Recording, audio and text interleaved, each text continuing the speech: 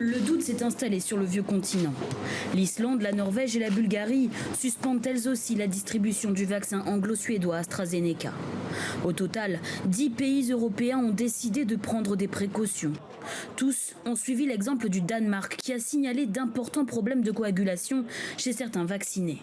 Si le virus continue à circuler activement, que nous avons des services de réanimation qui sont saturés, je suis ministre de l'économie, mais je suis d'abord et avant tout un citoyen français qui pense à ses compatriotes et à la protection de la santé de ses compatriotes. Donc c'est la priorité absolue. C'est un combat des humains. Tout simplement. Je pense que d'un côté comme de l'autre, il y a des personnes qui pensent qu'aujourd'hui, dans une pandémie comme celle-là qui arrive une fois, je ne sais pas tous les combien d'années, il est indispensable de pouvoir se mobiliser. Ce que disait Yaboum à l'instant, c'est extrêmement important. Nous sommes tous dans la même galère face au Covid. On doit faire humanité commune. Et il faut bien comprendre que si on ne vaccine pas la population des pays émergents, des pays en développement très rapidement, de nouveaux variants peuvent arriver.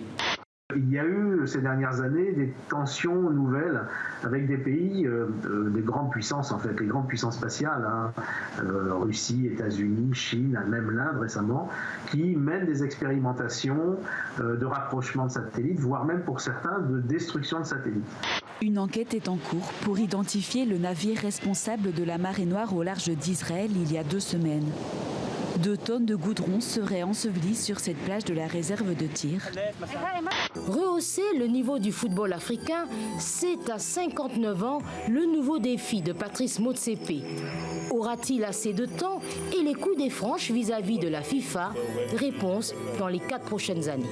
Je suis allée plusieurs fois au Bénin aussi, où j'ai vu l'arbre de l'oubli qui donne son nom au livre. Et je me suis rendu compte tout d'un coup que cette histoire de racisme aux États-Unis, alors que j'ai été éduquée aux États-Unis, j'ai fini mon lycée là-bas et tout, on ne m'avait jamais enseigné ça.